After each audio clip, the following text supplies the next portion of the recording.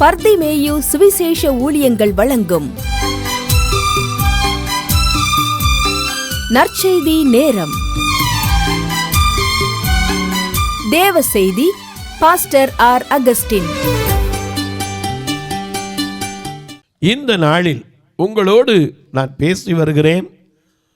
வாக்குத்தத்தத்தினாலே நிச்சயமா போராட்டம் உண்டுங்க. ஏன்னா ஆண்டவர் எனக்கு ஒரு வாக்குத்தத்தத்தை கொடுத்தார். என்ன வாக்குத்தத்தத்தை கொடுத்தார்? இவன் இப்படி இருப்பது என் நாம மகிமைக்குன்னார். யோவான் 9:2 எனக்கு அந்த காலத்தில் புரியலை. ஆனால் அன்னைக்கு நான் பிறக்கிறதுக்கு முன்னாடி, நீங்கள் பிறக்கிறதுக்கு முன்னாடி, எத்தனையோ ஆண்டுகளுக்கு முன்னாடி இந்த வேதத்தை ஆவியானவரால் ஏவப்பட்டு பலதரப்பட்ட பரிசுத்தவான்கள் எழுதி வச்சுட்டு போயிட்டாங்க. ஆனால் நமக்கு இப்போ தான் விளங்குது. வாழ்க்கையில் வந்த போராட்டத்தை கண்டு புலம்பி இருப்போம். ஆனால் பின்னாடி தான் அது விளங்குது. எதுக்கு அந்த போராட்டம் வச்சு காரணம் தெரியும் போது தான் தெரியுது. எனக்கு அன்பானவர்களே, நானும் பல பாடுகளை கடந்து வந்ததுண்டு. போராட்டங்கள் எத்தனை, 1 2 கண்ணு போனது, பெற்ற தாய் 7 வயசில் போனது, எல்லாரும் கைவிட்டது. போராட்டம் தான் வாழ்க்கையே. ஒரு சொல்லப்போனால் எப்படி வாழ்ந்த கடந்து வந்த பாதைகளை நான் திரும்பி பார்த்து இன்றைக்கு நன்றி செலுத்துகிறேன். ஏன்னா அவர் கரம் பிடித்து நடத்தினார். இல்லாட்டா நாம் எத்தனையோ உழையான சேற்றில் கடந்திருப்போம். ஆழ்ந்த சேற்றில் அமிழ்ந்த எண்ணெய் தூக்கி எடுத்தோனே என்று பாடுகிறோமே. உடைய வேதாகமத்தை எங்கே இருந்தாலும் தயவு செய்து யாத்திராகமம் 1 அதிகாரம் 12 வசனத்துக்கு எல்லாரும் திருப்பி வச்சுக்கிறீங்களா? எல்லாரும் அப்படி தேடி எடுக்கிற வரைக்கும். ஆழ்ந்த சேற்றினில் அமிழ்ந்த எண்ணெயே, ஆழ்ந்த சேற்றினில் அமிழ்ந்த எண்ணெயே, அழைத்து எடுத்தோனே, ஆழ்ந்த சேற்றினில் அமிழ்ந்த எண்ணெயே, அழைத்து எடுத்தோனே,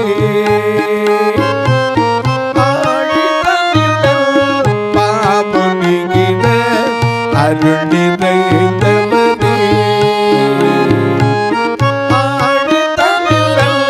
பாம்பு நீங்கின அருள் நிறைந்தவனே, மனே நெனே மசில்லாதோனே, கனம் பாடியே துதித்திடுவே, மனே நெனே மசில்லாதோனே, கனம் பாடியே துதித்திடுவே, போற்றுவோமே போற்றுவோமே இம்மேலையிலே, இம்மேலையிலே நன்றியுடனே, இம்மேலையிலே, இம்மேலையிலே நன்றியுடனே.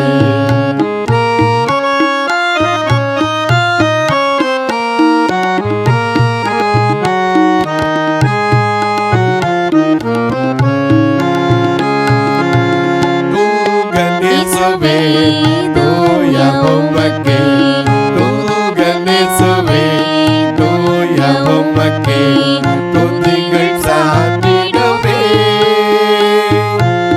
தூகனேசுவே தூய உமக்கே, துதிகள் சாற்றிடுவே,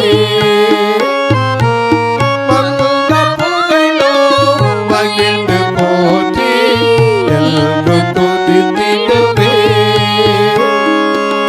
மல்லுக புகழோ மகிழ்ந்து போற்றி எங்கும் துதித்திடுவே, கங்கோளன எங்குமே மொழி மங்கிடாமலே தங்கிட வேண்டும், கங்கோளன எங்குமே மொழி மங்கிடாமலே தங்கிட வேண்டும், போற்றுவோமே போற்றுவோமே என் தேவனிலே, இவ்வேளையிலே நன்றியுடனே, என் தேவனிலே நன்றியுடனே.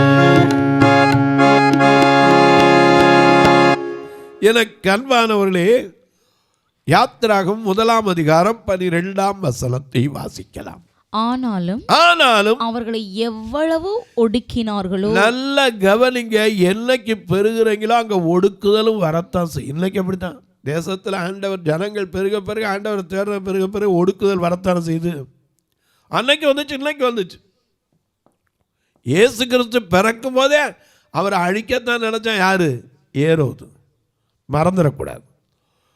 ஏன்னா அந்த சாஸ்திரிகள் போய் கேட்டாங்க, யூதருக்கு ராஜாவாக பிறந்திருக்கிறவர் எங்கேன்னு கேட்டாங்க. அவன் அவ்வளோதான், நான் தானே ராஜா, இன்னொரு ராஜாவா, நீங்கள் போய் பார்த்துட்டு வந்து சொல்லுங்க, நானும் போய் தரிசனம் பண்ணணும்னா. தரிசனம் பண்ணுறதுக்கா இல்லை, ஆண் குழந்தைகள்லாம் அப்படி கொல்றதுக்கு. ஆனால் ஆண்டவர் அங்களுக்கு முன்னாடியே யோசேப்புக்கு சொல்லி பிள்ளையை தூக்கிட்டு போயிருப்பான்ட்டார். எனக்கு அன்பானுடைய போராட்டம் மனித வாழ்க்கையில் எப்பவும் இருக்கத்தான் செய்யுது.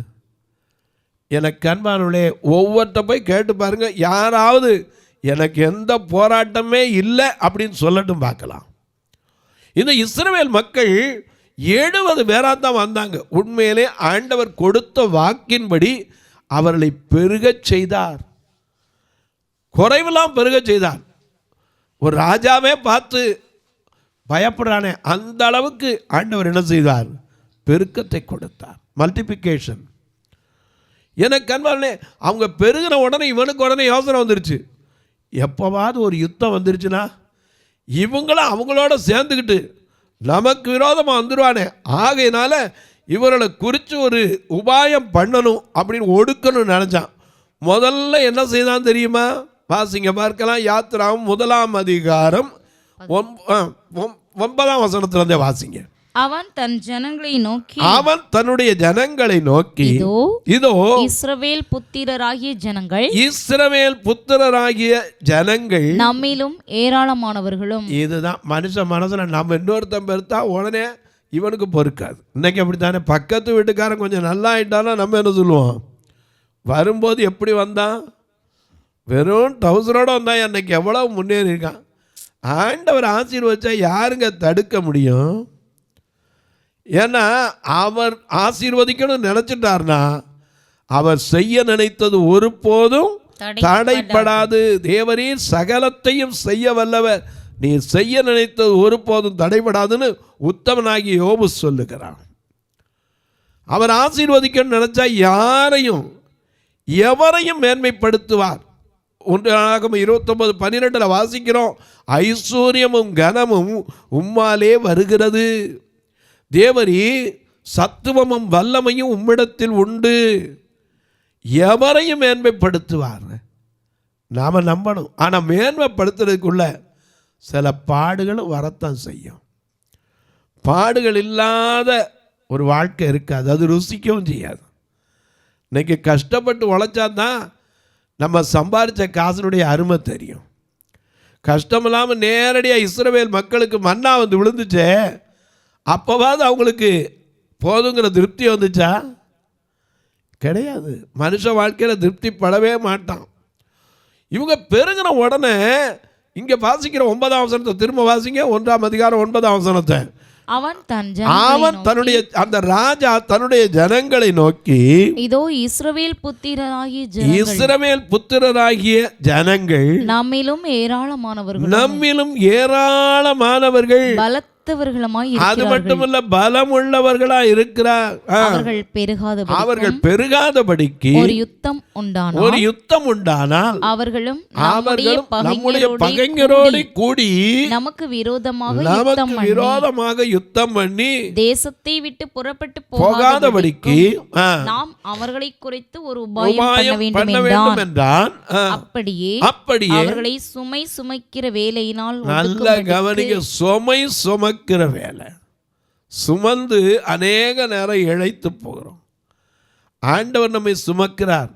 அவர் ஒரு நாள் இளைப்படைவது கிடையாது, நாம இளைப்படைவோம். அதனால தான் ஏசாயா எழுதி வைத்த அன்னைக்கே, இளைஞர்கள் இளைப்படைவார்கள், வாலிபர் கூட இடறி விழுவார்கள், ஆனால் கர்த்தருக்கு காத்திருக்கிறவளோ ஆமா நாமளும் பாடுறோம்ல, கர்த்தருக்கு காத்திருந்து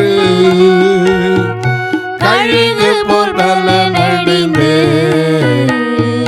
சேட்டைகளை அடித்து உயரே எழும்பிடுவார், புது பலம் அடைந்திடுவார், நீ புது பலம் அடைந்திடுவார், புது பலம் அடைந்திடுவார், புது பலம் அடைந்திடுவார். கர்த்தருக்கு காத்திருக்கிறவர்கள் புது பலன் அடைவார்கள். சில நேரம் நம்ம தண்ணீரையும் தீயையும் தாண்டினோம், என் ஜனங்களை எங்கள் தலையின் மேல நடை ஏறி போக பண்ணினு, அதற்கு பிறகுதான் எங்க வருவோம்? செழிப்பான இடத்துல பாடுகள் இல்லாம இருக்கவே இருக்காதுங்க. இவர் என்ன பண்ணார்? சுமை சுமக்க, வாசிங்க, அவர்களை சுமை சுமக்கிற சுமையினாலே ஒடுக்க நினைச்சான். என்ன ஒடுக்கணும்? செங்கல் சுமக்கணும்.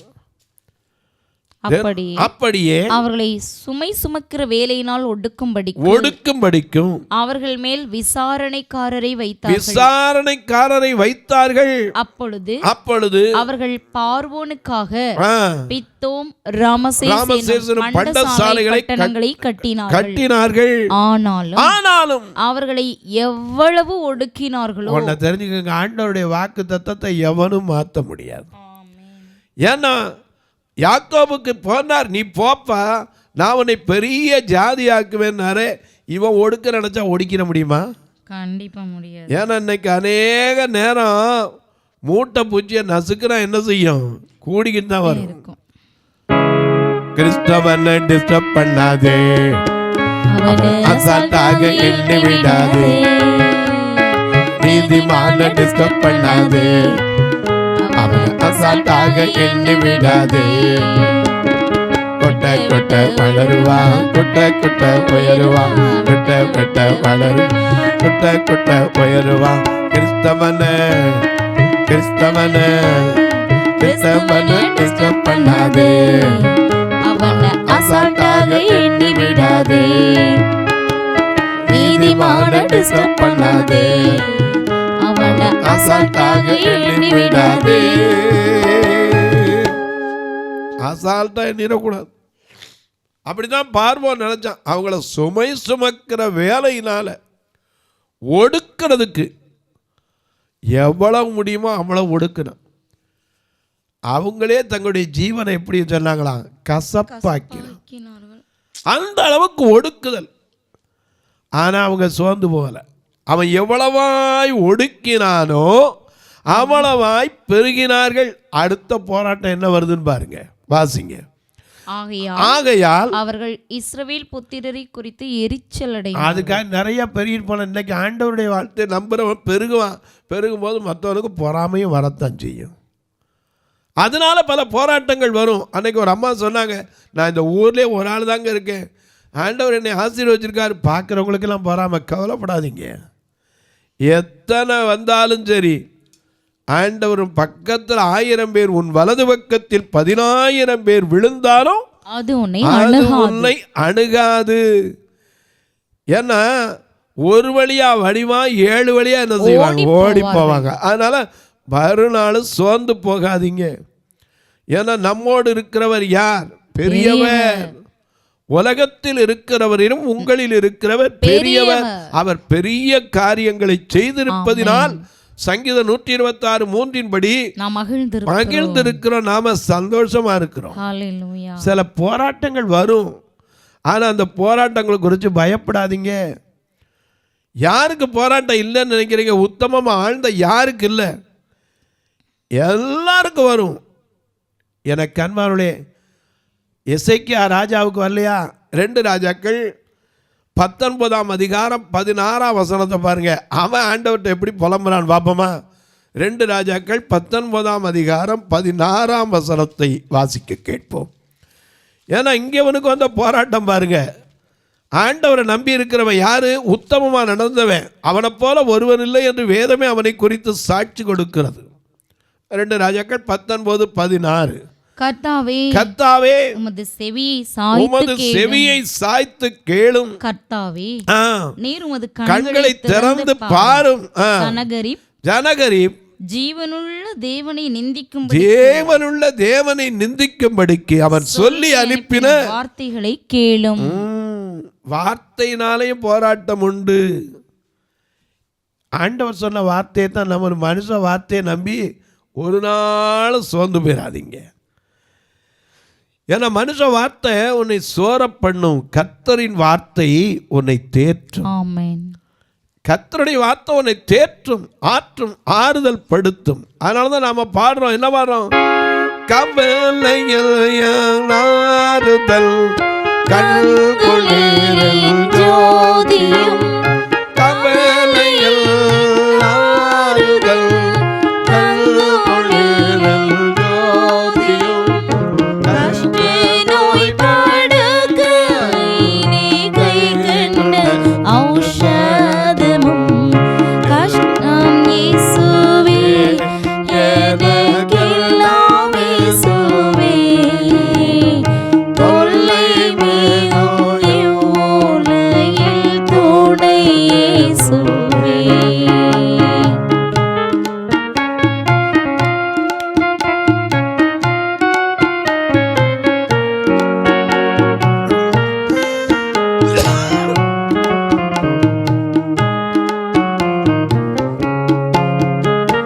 போதக பிதாவினும் போக்கினில் வரத்தினில்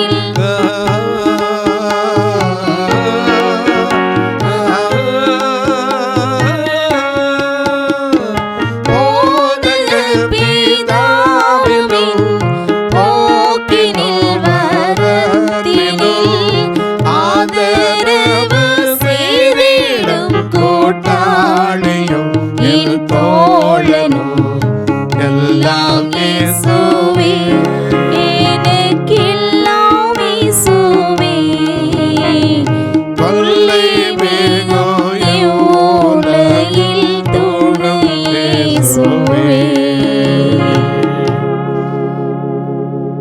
கவலையில் ஆறுதல் தருகிறவர், கண்குளிர் ஜோதியாயிருக்கிறவர். எசேக்கியா சாதாரண மனுஷன் இல்லைங்க. 2 ராஜாக்கள் 18ஆம் அதிகாரத்தில் 3ஆம் வசனத்தை பாருங்க. 2 ராஜாக்கள் 18ஆம் அதிகாரம் 3ஆம் வசனம். அவனை குறித்து அவன் தன் தகப்பனாகிய தாவீது செய்தபடியெல்லாம் கர்த்தரின் பார்வைக்கு செம்மையானதை செய்தான். செம்மையானதை செய்தான். அது மட்டுமல்ல, அவன் மேடைகளை அகற்றி, அவன் என்ன செய்தான்? மேடைகளை அகற்றி, சிலைகளை தகர்த்து, விக்கிரக தோப்புகளை வெட்டி மோசே பண்ணியிருந்த வெண்கல சர்ப்பத்தை அந்த நிங்குஸ்தானை உடைத்து போட்டான். அந்நாட்கள் மட்டும் இஸ்ரவேல் புத்திரர் அதற்கு தூபம் காட்டி வந்ததை அப்படியே தடவனா நல்லதுதான் செஞ்சான். 5ஆம் வசனம். அவன் இஸ்ரவேலின் தேவனாகிய கர்த்தரின் மேல் வைத்த நம்பிக்கையிலே அவனுக்கு பின்னாடியும் சரி அவனுக்கு முன்னும் இருந்த யூதாவின் ராஜாக்களில் எல்லாம் அவனைப் போல ஒருவனும் இல்லை. 7ஆம் வசனம். ஆகையால் கர்த்தர் அவனோடு இருந்தார், அவன் போகிற இடம் எங்கும் அவனுக்கு அனுகூலம். ஆனா அவனுக்கும் ஒரு வார்த்தையினால போராட்டம் வந்துச்சே. ஜனகரிப் வந்து சொன்னா, எசேக்கியா உங்களை நம்ப பண்ணுவான், யுத்தத்துக்கு மந்திர ஆலோசனை செல்லுமா, நீங்க அவன் பேச்ச நம்பாதீங்கன்னா. அவன் அதனால தான் சொல்றான், ஐயா கேளும் ஆண்டவரே, நான் போன வாரம் கூட உங்களோட பேசினேன், ஆண்டவரே கேளும், எதை கேட்கணும், நிந்தைகளை கேட்க வேண்டும் என்று பேசினேன். சில நேரங்களில் நிந்திக்கப்படுறதுனால போராட்டம். நாம் நம்புகிறவங்களே நம்மளை நிந்திப்பாங்க. வாக்கு தத்தத்தினால போராட்டம் உண்டு. உங்களுக்கு சொல்லி வர்றேன், வாக்கு தத்தம் ஆண்டவர் சிறையிருப்பிலிருந்து விடுவிப்பேன் தான் சொன்னார், நீ சாவதில்லைன்னு சொல்லியிருக்காரு. ஆனால் இவன் திட்டம் போடுறான். என்ன திட்டம் போடுறான்? எல்லாம் ஒடுக்கி ஒடுக்கி ஒடுக்கி எவ்வளவா ஒடுக்குறானோ அவ்வளவா அவன் பெருகிறான். ஆகையினால எரிச்சலே வந்துருச்சு. எரிச்சல் வந்தோடனே ராஜா இன்னொரு வழியை கையாண்டார். அடுத்த ஜனங்களுக்கு ஒரு போராட்டம். என்ன போராட்டம்? யாத்திராகமம் 1ஆம் அதிகாரம் 15ஆம் வசனம். யாத்திராகமம் 1ஆம் அதிகாரம் 15ஆம் வசனம். அதுவும் அன்றி எகிப்தின் ராஜா சிப்பிராள் பூவாள் என்னும் பேருடைய எபிரேய மருத்துவச்சிகளோடு. நல்ல கவனிங்க, மருத்துவச்சிகள்னா யாருன்னா கிராமங்கள்ல, எல்லா கிராமங்கள்லையும் அந்த காலத்தில் இருந்தது. இன்னைக்கு இருக்கிறது இல்லை. ஏன்னா கிராமங்கள் தோறும் ஆரம்ப சுகாதார நிலையங்கள் வந்திருக்கு. ஏன்னா ஹெல்த் சென்டர் இல்லையா வந்துருச்சு, பிரைமரி ஹெல்த் சென்டர். அது மட்டும் இல்லை, வீடு தேடி மருத்துவம் என்று கூட இன்றைக்கு திட்டங்களெல்லாம் நல்ல திட்டங்களை வைத்திருக்கிறார்கள். ஆண்டவருக்கு நன்றி செலுத்துகிறேன். எத்தனையோ பேர் எந்திரிச்சு போக முடியாதவங்களாம் இன்றைக்கி வீடு தேடி மருத்துவம் வருதுன்னா எவ்வளவோ சந்தோஷப்பட வேண்டிய விஷயம். அந்த காலத்தில் அப்படி கிடையாது. நான் சின்ன பிள்ளையாக இருக்கும் போதெல்லாம் மருத்துவமனைக்கு போய் குழந்தை வைத்தவங்க ரொம்ப கிடையாது. வீட்டிலே குழந்தை வைத்துருவாங்க. ரொம்ப அருமையாக கொஞ்ச நேரம் தான் இருக்கும். இன்றைக்கி தாங்க சிசோரியன் அது இது எதுக்கெடுத்தாலும் ஆப்ரேஷன். அந்த காலத்தெல்லாம் நம்ம மக்களுக்கு இருந்த பலத்தை இன்றைக்கி நினச்சி பார்க்க முடியாது. காரணம், அன்னைக்கு மனுஷனுக்குள்ள நல்ல எண்ணங்கள் இருந்துச்சு. இன்றைக்கி நாளுக்கு நாள் வர வர எண்ணங்கள் மாறிப்போச்சு. தெய்வ பயம் இல்லாமல் போயிடுச்சு. தெய்வ பயம் இருந்தால் இன்றைக்கி எத்தனை பேர், நேற்று ஒரு சின்ன காரியம் நினச்சி அதை மட்டும் உங்களுக்கு சொல்லிட்டு ஜெபம் பண்ண போகிறேன். ஒரு குழந்தைக்கு காது குத்தணும்னு நினச்சாங்க. இது டிவியில் வந்து நான் சொல்லலை. குழந்தைக்கு காது குத்துப்போ பிள்ளைக்கு வலிச்சிருமா, அதுக்காக மரத்து போகிற அனஸ்தீசியா 2 காதுலையும் குத்துனாங்க. கடைசியில் அந்த அனஸ்தீசியா அந்த வீரியம் தாங்காமல் குழந்தை வாயிலேருந்து நுரதள்ளிடுச்சு. அங்கேருந்து தூக்கிட்டு போய் கவர்மெண்ட் ஆஸ்பத்திரி தூக்கிட்டு போனால் அங்கே சொன்னாங்க ஏற்கனவே பிள்ளை செத்து போச்சுன்னாங்க. சில நேரங்களில் தவறான காரியங்களை இன்றைக்கி நாமளாக முடிவெடுத்துடுறோம். ஆண்டவர்கிட்ட எதையுமே வைங்கங்க. சில நேரங்களில் பாடுகளை தாங்கிறதுக்கு நம்ம கற்றுக் கொடுக்கணும். அன்றைக்கி ஒரு சின்ன தவறுனால அந்த வலியை பிள்ளை கத்திருமேன்னு கொண்டு போய் ஒரு இன்ஜெக்ஷனை போட்டு 2 காதில் இன்ஜெக்ஷனை போட்டு அந்த பிள்ளையே சாக கொடுத்தாங்க. இன்னைக்கு காலில் கூட அது ஒலிபரப்பாகிட்டு இருந்துச்சு. ஏன் சொல்கிறேன், பார்வோனுடைய திட்டம் எப்படியாவது இவளை ஒடுக்கணும். என்னென்ன வழி உண்டோ அத்தனையில் ஒடுக்குறான். அவங்க போராட்டத்தினால மனமே சோர்ந்து போனாங்க. ஆனால் கர்த்தர் கைவிட்டாரா? தொலைக்காட்சியில் பார்க்கிற என் அன்பு மக்களே, இன்றைக்கு சொல்லுவேன், உங்களுக்குள்ளேயும் அப்படிப்பட்ட பல போராட்டங்கள் இருக்கலாம். வியாதியினால் போராட்டம், மனித வார்த்தையினால் போராட்டம், ஏன் மருமக பேச்சினால் போராட்டப்படுற மாமியார் இல்லையா? மாமியார் செய்கிற செய்கையினால் மருமகள் போராட்டத்தில் ஐயோ என்ன செஞ்சாலும் என்னை உணர்றது இல்லையே. இன்றைக்கி எத்தனை பேருக்குள்ள போராட்டம் இருக்குது. ஆனால் நிச்சயமாக ஒன்று தெரிஞ்சுக்கங்க, ஒன்று மட்டும் நிச்சயம், ஆண்டவர் யாரையும் கைவிடுறவர் கிடையாது, யாரையும் சாக விடுவதில்லை. அதான் சொல்லியிருக்கார், கிடங்கிலே அவன் சாவதில்லை, நான் சிறையிருப்பை திருப்புவேன்னார். நிச்சயமாக உங்கள் சிறையிருப்பு மாறும். நீங்கள் எதனால் சிறைப்பட்டு போராட்டத்தில் இருக்கீங்களோ உங்கள் போராட்டத்தில் கர்த்தர் விடுதலை தருவார். தொலைக்காட்சியில் பார்க்கிற என் அன்பு மக்களே, இந்த நிகழ்ச்சியை நாள்தோறும் பார்க்குறீங்க, கேட்குறீங்க, சந்தோஷப்படுறீங்க. உங்களுக்காகவும் நான் எப்போதும் ஜெபிக்கிறேன். ஏன்னா அந்த நிகழ்ச்சி வருவதற்கு காரணம் நீங்கள் தான். ஏன்னா அநேக தங்களுடைய நெருக்கத்தின் மத்தியிலே, பாடுகளின் மத்தியிலே, எவ்வளவோ தேவைகளின் மத்தியில் முதல் சம்பளம் வாங்கின உடனே ஆண்டவருக்குரியதை போடணும்னு சொல்லி எத்தனையோ பேர் ஆர்வத்தோடு என்கிட்ட கூட்டு பேசுகிறத பார்க்குறேன். இல்லாட்டா நான் எப்படி நிற்க முடியும்? 2 கண்ணும் தெரியாது. நீங்கள் கொடுத்தா கூட எவ்வளோ ரூபா நான் மற்றவன்ட்ட தான் காமிச்சு கேட்கணும். நீங்கள் அனுப்புனதை கூட மற்றவங்கள்ட்ட காமிச்சு தான் நான் ஐயோ இவங்களாம் அனுப்பியிருக்காங்களா தெரிஞ்சுக்கணும். அப்படிப்பட்ட நிலையிலும் இந்த ஊழியத்திற்கு என்று உதவுகிற உங்களை எல்லோரையும் நான் நினைத்து நன்றி செலுத்துகிறேன். இந்த நிகழ்ச்சியை பார்க்கறதோடு மட்டும் இல்லாமல் ஒரு வார்த்தை ஜெபம் பண்ணுங்க, இதை தொடர்ந்து வரணும். எங்களுடைய சபை 2 சபை உண்டு, முடிஞ்சால் என்னைக்காவது வந்து பாருங்கள். திருநெல்வேலியில் இருக்க சபையெல்லாம் 15 கிலோமீட்டர் தள்ளி இருக்குது. இவங்களை ஒவ்வொரு வாரமும் வேனில் கூட்டிகிட்டு வரக்கே 4000 ரூபா செலவழிச்சுக்கிட்டு இருக்கோம். ஆண்டவர் எங்கே இருந்தாவது ஒரு பழைய வேனை கொடுத்தா போதும், இந்த 16,000 ரூபா மாதத்துக்கு வரத ஒரு நாள் இவங்களுக்கு சாப்பாடு கொடுக்கறதுக்கு கேட்காம ஒத்தனையும் கேட்காம கொடுக்கலாம். கிட்டத்தட்ட 15 வருஷத்துக்கு கொடுக்கலாம். மாதத்தில் ஒரு நாள் இப்படி 15 வருஷத்தில் ஒவ்வொரு மாதம் அப்படி கொடுத்தோம்னாலே ஒரு மாதத்துக்கு 16, 12 மாதத்துக்கு 12 தடவை கொடுக்கலாம். மீதி மற்றவங்க கேட்கலாம். எனக்கு கண்பார்வையை கர்த்தர்ட்ட ஜெபம் பண்ணுங்க. ஏன்னா எத்தனையோ அறைகள் இன்றைக்கி ஒரு அறையில் திருநெல்வேலியில் வந்து பார்த்திங்கன்னா ஒரு 10 பேர் தங்கியிருக்கிறாங்க. இன்னும் நேற்று கூட ஒருத்தர் சேலம் பகுதியிலேருந்து கேட்டார், 2 காலு நடக்க முடியாது, கண்ணும் தெரியாது. ஐயா எப்படியாவது நான் கையை ஊட்டி தான் நடப்பேன், என்னைய கொண்டு வந்து சேர்க்குற கூட யாரும் இல்லை, நீங்கள் முடிஞ்சாவது என்னை கூட்டிகிட்டு போயிடுறீங்களான்னார். அப்படிப்பட்டவெல்லாம் கொண்டாந்து வைக்கிறதுக்கு இன்னொரு அறை கட்டப்பட வேண்டும். அதற்காக ஜெபிங்க. அது மட்டும் இல்லை, அங்கே தங்கி இருக்கிறவங்களுக்கு எல்லாரும் 3 நேரம் எப்போதும் சாப்பாடு உண்டு, குறையில்லாமல் கர்த்தர் இன்னும் நடத்தி வருகிறார். எல்லாமே நீங்கள் கொடுக்குற அந்த காணிக்கை தான். நீங்களே வந்து பார்க்கலாம். உங்கள் பிறந்த நாள், திருமண நாள் போன்ற நல்ல நாட்களிலே ஒரு நேரம் உணவு கொடுக்க உதவலாம், பார்வையற்றோர் கண்ணாவதோர் ஊன்றுகோல் கொடுக்க உதவலாம். ஒரு சிலருக்கு இன்றைக்கி நல்ல துணிமணி கூட இல்லாமல் இருக்காங்க, அப்படிப்பட்டவங்களுக்கு துணிமணிகளை கொடுக்கலாம். ஐயா நாங்களே வந்து செய்யலாம், தாராளமாக வாங்க, ஃபோன் பண்ணி சொல்லிட்டு வாங்க. ஏன்னா எத்தனை பேர் ஒருத்தர் கொடுத்து ஒருத்தர் இல்லாமல் போயிடக்கூடாது. அதனால் நான் எல்லாத்துக்கும் உங்களுக்கு சொன்னேன், அதுக்கு வழி சொல்கிறேன், நீங்களும் வந்து கலந்து கொள்ளலாம். உங்கள் ஜெபக்காரி எது இருந்தாலும் காலை 10லேருந்து 5 மணிக்குள்ளே சொல்லும். ஐயா நீங்கள் கேட்பீங்க, நாங்கள்லாம் தூரத்துலேருந்து ரொம்ப காலம் பார்க்குறோம் பிரதர், எங்களுக்கு உதவி செய்யணும்னு ஆசை தான். எப்படி செய்ய, தூரத்துலேருந்து நான் போக முடியாது, வயதான நிலைமையில் இருக்கேன். உங்கள் பக்கத்தில் இருக்கிற பிள்ளைகள் படித்தவங்கள்ட்ட கேட்டிங்கன்னா இந்த ஃபோன் நம்பரை கொடுத்தா போதும், இது வழியாக ஜிபே, ஃபோன்பே எல்லாம் தொடர்பு கொள்ளலாம். என்கிட்ட கேட்டாலும் உங்களுக்கு விளக்கங்கள் சொல்லுவேன். இப்போ உங்களுக்காக ஜெபிக்கட்டுமா? நல்ல பிதாவே, நன்றியோடு துதிக்கிறோம் சுவாமி. யார் யார் எந்தெந்த இடத்துல என்னென்ன போராட்டங்களோடு இந்த வார்த்தையை கேட்கிறார்களோ அவருடைய கண்ணீர் கவலைகள் மாறட்டும், வேதனைகள் விலகட்டும். எத்தனையோ பேர் படுக்கையில் போராடி கொண்டிருக்கலாம், பல ஆண்டுகளாய் போராடி கொண்டிருக்கலாம்.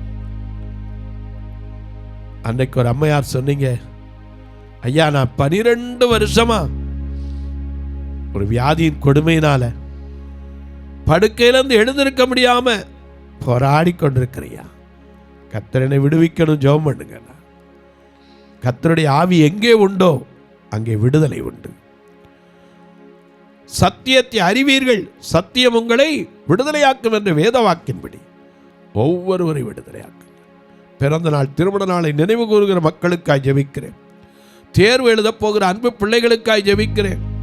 வயது முதிர்ந்தோருக்காய், வாலிப தம்பி தங்கையருக்காய் ஜெபிக்கிறேன். அநேக வயதாய் கொண்டு போகிறதை என் பிள்ளைக்கு ஒரு திருமணம் நடக்கலையேன்னு கண்ணீர் வடிக்கிற அன்பு தாய்மார்களுக்காய் ஜெபிக்கிறேன்.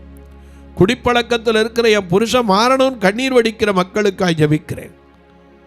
குடும்ப வாழ்க்கையில் உழைக்கிற காசெல்லாம் கொண்டு போய் செலவழிச்சு வீணா தீய பழக்கத்துக்கு அடிமையாக இருக்கிறாரே, இதிலிருந்து விடுதலை பெற வழி இல்லையா என்று கேட்கலாம். ஐயோ நான் போராடி ஜெபிக்கிறேனே, நிச்சயமாக முடிவுண்டு. உங்கள் நம்பிக்கை ஒருபோதும் வீண் போகாது. அன்பின் தெய்வமே, ஆறுதலின் நாயகரே, ஒவ்வொருவருடைய மன விருப்பங்களும் நிறைவேற கர்த்தர் உதவி செய்யும். இயேசு கிறிஸ்துவின் ஈடு இடையற்ற வல்லமையுள்ள நாமத்தில் ஜெபிக்கிறேன் நல்ல பிதாவே, ஆமென். சபை ஆராதனை ஞாயிறு காலை 10 மணி முதல் 12 மணி வரை. இடம் பர்திமேயு சுவிசேஷ ஆலயம், அன்னை சத்யா நகர், இளமனூர் அஞ்சல், சக்கிமங்கலம் வழி, மதுரை மாவட்டம். பின்கோட் 625201 மற்றும் பர்திமேயு சுவிசேஷ ஜெப வீடு, flat number 107, Eden garden, Muthur, Tirunelveli. Pincode 627011. சிறப்பு உபவாச கூட்டம் ஒவ்வொரு மாதமும் 2வது சனிக்கிழமை காலை 10 மணி முதல் 1 மணி வரை நாகர்கோவில் YMCA ஹாலில் வைத்து நடைபெறுகிறது. மற்றும் ஒவ்வொரு மாதமும் 4வது சனிக்கிழமை காலை 10 மணி முதல் 1 மணி வரை திருநெல்வேலி புதிய பேருந்து நிலையம் அருகில் உள்ள கிரேஸ் ஹாலில் வைத்து நடைபெறுகிறது. எங்கள் எல்லா ஆராதனைகளிலும் கலந்து கொண்டு தேவனை மகிமைப்படுத்த அன்பாய் அழைக்கிறோம். உங்கள் உதாரத்துவமான காணிக்கைகளினால் இவ்வூழியத்தை தாங்க விரும்பினால் R Augustine, account number 5021364331, IFSC code IDIB 000B066, Indian bank, BP Kulam, Madurai. GPay number 9842181917, BGM ministries மற்றும் 9442559772, பிளைண்ட் மினிஸ்ட்ரீஸ் அகஸ்டின். உங்கள் தொடர்புக்கு பாஸ்டர் ஆர் அகஸ்டின், பர்திமேயு சுவிசேஷ ஊழியங்கள், நாகமலை, புதுக்கோட்டை, மதுரை 625019. தொலைபேசி எண்கள் 9842181917 மற்றும் 9442559772. கர்த்தர் தாமே உங்களை ஆசீர்வதிப்பாராக.